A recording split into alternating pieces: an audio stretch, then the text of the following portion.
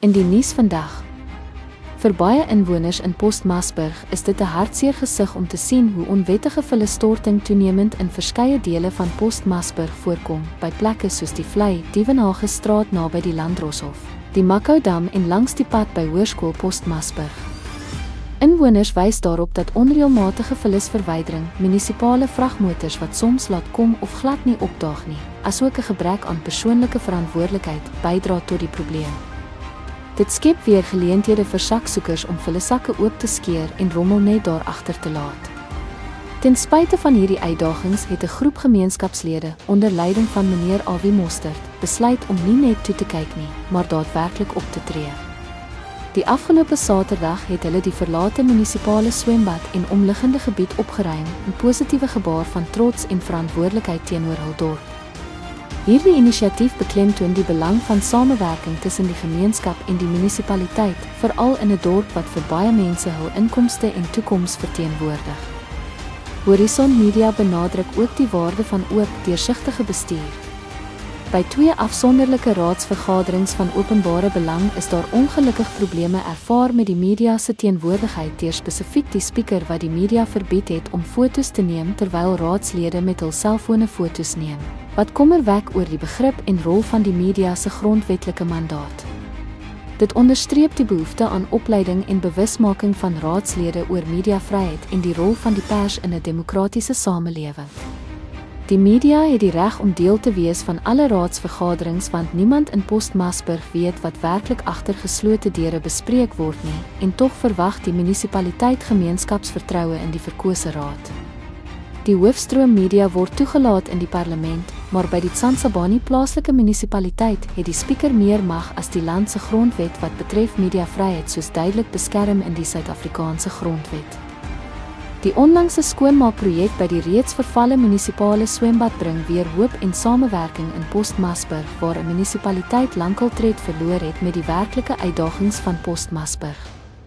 Ongeag watter investerings plaaslike myne na Postmasburg bring, die munisipaliteit het nie die kundigheid of kapasiteit om alles reg en korrek te bestuur en telkens word hul onbevoegdheid op apartheid blameer. Inderdaad 10 uit 10 vir Awie Mostert en 'n groepie mense wat onlangs eienaarskap geneem het van 'n verwaarloosde swembad. Alles wat verkeerd loop onder die A en C se bewind is gedurig apartheid se skuld. Intussen hoop die mense van Postmasburg op die beloftes van 'n beter lewe vir almal met 'n swembad wat al meer as 10 jaar geen water het nie, en ook dit is die skuld van apartheid terwyl ondersoeke teen A en C beheerde munisipaliteite ophoop.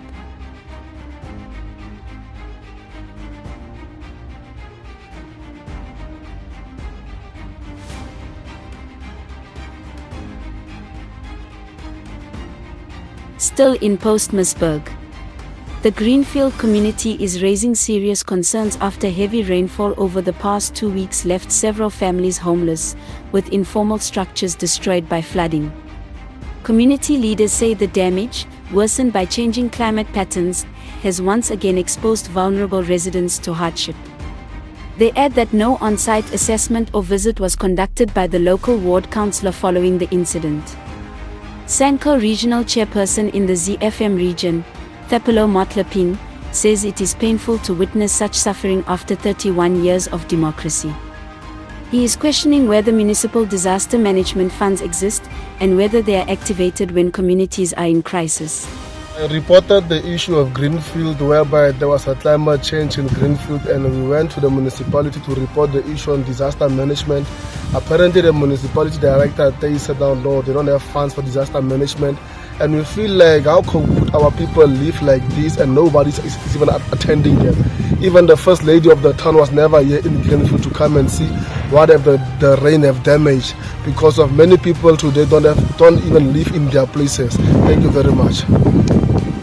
Motlaping confirms that a disaster risk report was submitted to the municipal director, Julius Thays, nearly a year ago, with no response to date. With more rain forecast, residents fear another disaster. They are now calling on the municipality to urgently activate its disaster management plan and provide immediate relief to affected families. Councillor Marco Lottering says disaster management is coordinated from Uppington and that councillors do their best to visit affected families. Meanwhile, Horizon Media observed dangerous conditions on site, including electrical boxes wrapped in plastic to keep out rain, posing serious fire and electrocution risks.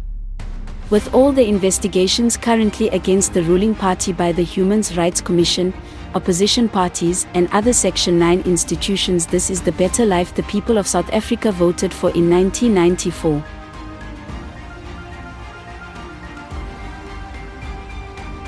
Kika Mining and Exploration informing affected communities of their notice of environmental authorization for application of prospecting rights.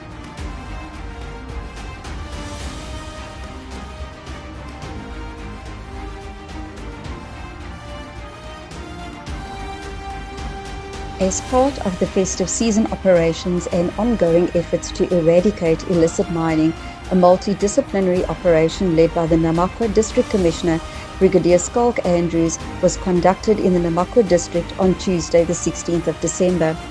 Early morning cleanup operations were executed simultaneously in Kleinsia, Nattaboy and Bontuku.